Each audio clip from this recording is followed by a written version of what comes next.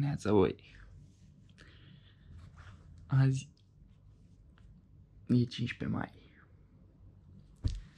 Ieșim să ne dăm în parc.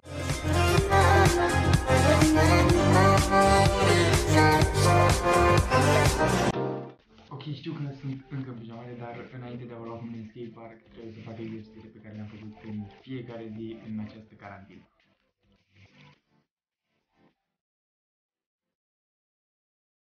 Bine, și pentru că evident nu avem cum să mergem în skatepark îmbrăcați în pijamale și în papuci, o să ne schimbăm în hainele de riding, casca în cap și protecțiile în picioare. Dar evident că nu am cum să vă iau cu mine pe trepie, așa că trebuie să vă pun pe chest mount. Gata, hai să plecăm direct în skatepark.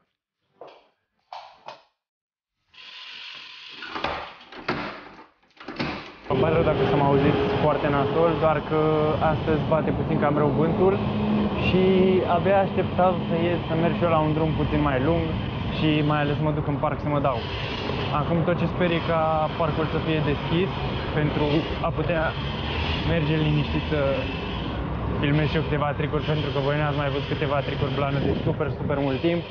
Și acum mergem pe trotuar pentru că trebuie să mergem la o benzinărie să umflăm și noi roțile, pentru că nu le-am mai umflat de super mult timp. Am ajuns la benzinărie, trebuie să ne umflăm repede roțile și plecăm în parc.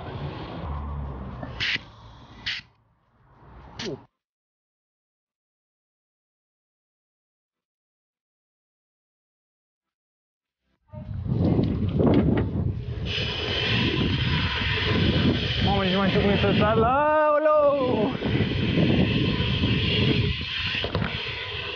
Bă, oare trecem pe sub asta? Nu, evident că nu.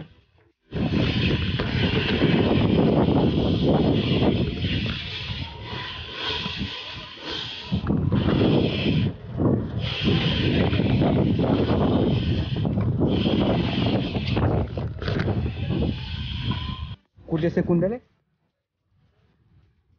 Deci în 2020 skatepark-ul e loc de joacă pentru copii. Bă, deci mie mi se pare absolut dezamăgitor că în anul ăsta autoritățile și toată administrația parcului consideră skatepark-ul un loc de joacă, când pentru noi e de fapt un loc de antrenament. Și eu i-aș schimba denumirea cu teren de agrement sportiv sau loc de antrenament sportiv. Dați-vă și voi cu părerea acolo jos în comentarii și spuneți care este părerea voastră despre denumirea de loc de joacă pentru copii. Băi, deci mai devreme ați văzut că parcul este închis, dar aparent am vorbit cu poliția și a zis că e tot ok atâta timp cât păstrăm distanța. Bine, parcul, locul de joacă. Și acum că a venit Raul, care e în spatele camerei, o să vă las pe undeva pe aici sau pe aici Instagramul lui, ca să-i dați un follow. Trebuie să băgăm și câteva tricuri, pentru că sunt sigur că deja v-am plictit doar cu plimbare.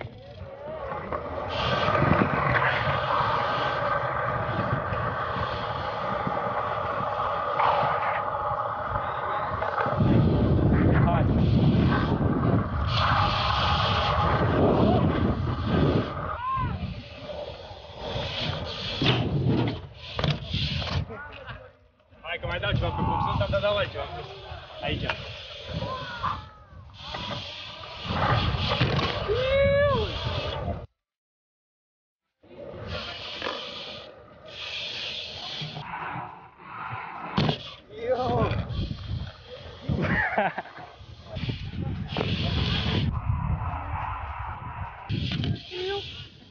Ce părere ai despre acest 3 bar? Foarte bun, nu bine, n-am putut.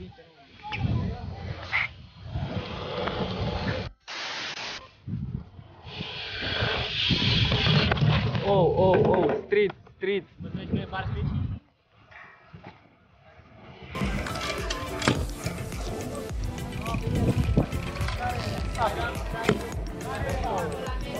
Am obosit, bă. Luați-vă apă la voi când vă dați. Oh, ce faci eu? Bună dimineața!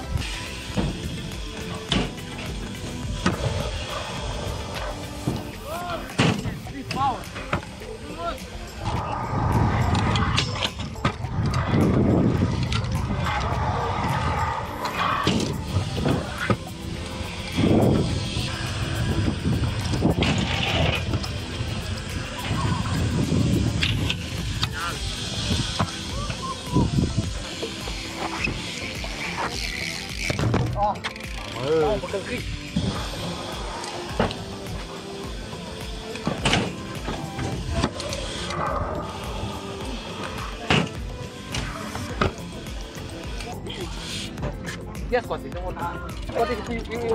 Ce faci, Maur? Bine. De când ne-am mai văzut? De 2 luni. Oh! Care-i Maur? Dă-ți o șapca, dă-ți o șapca. Care-i Maur? Care-i Maur?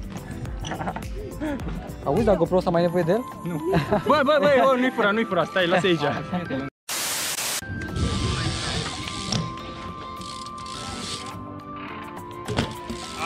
zi!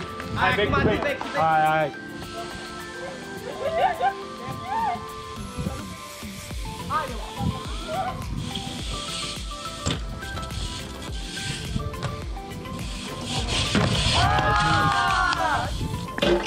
Lăsați trotinetele și apucați-vă de BMX.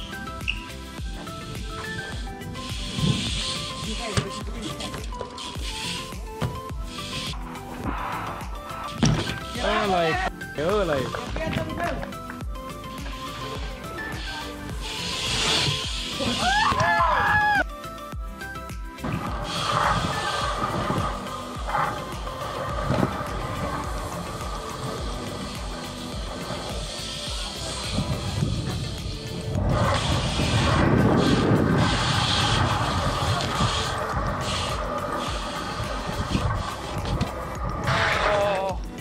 Parcare laterală.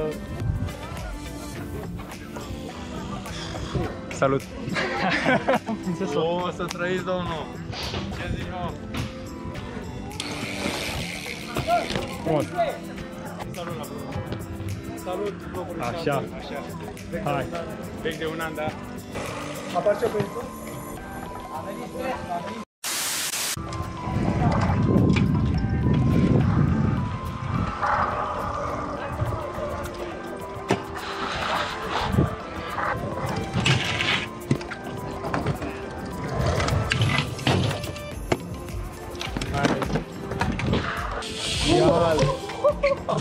Asta fac.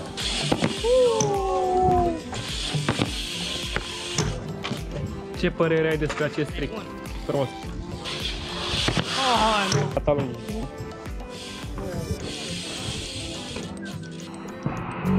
Hai.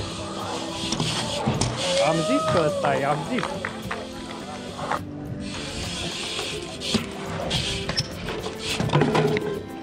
Bun. Oh, frumos!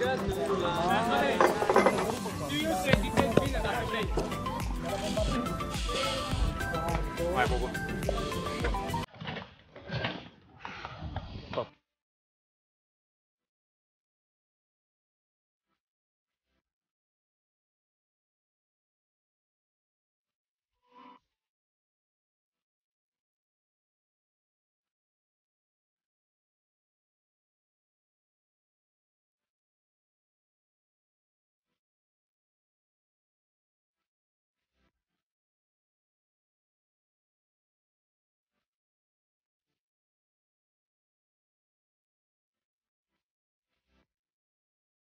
Bine, deja suntem a treia zi de ieșit din carantină.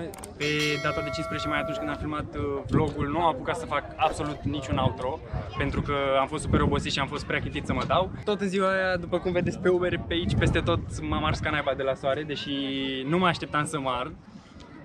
Hai că am zis-o pe treabă. Cam acesta a fost și vlogul de 15 mai, sper că v-au plăcut tricurile pentru că am stat câte o oră, 2, 3 la ele să le filmez. Bine, și până una alta nu uitați să dați subscribe canalului meu, nu uitați să dați like acestui clip, nu uitați să dați share pentru a vedea prietenii voștri, nu uitați să dați follow pe Instagram la Costin Daniel 192 și nu uitați să dați follow pe Instagram la Shandor Ionuț și totodată dați-ne follow și pe TikTok, sigur o să ne vedeți acolo la story-uri TikTok-urile. Așa că noi ne vedem în vlogurile următoare. Pa, pa! Uite ăla de aur, stai așa, îl vedeți? Nu-l vedeți, dar o să dau eu cu zoom. Acoperișul de aur. Să-l vadă Dumnezeu de sus, că sclipicește. Că sclipicește. Hai, ne vedem, pa! Hai să mă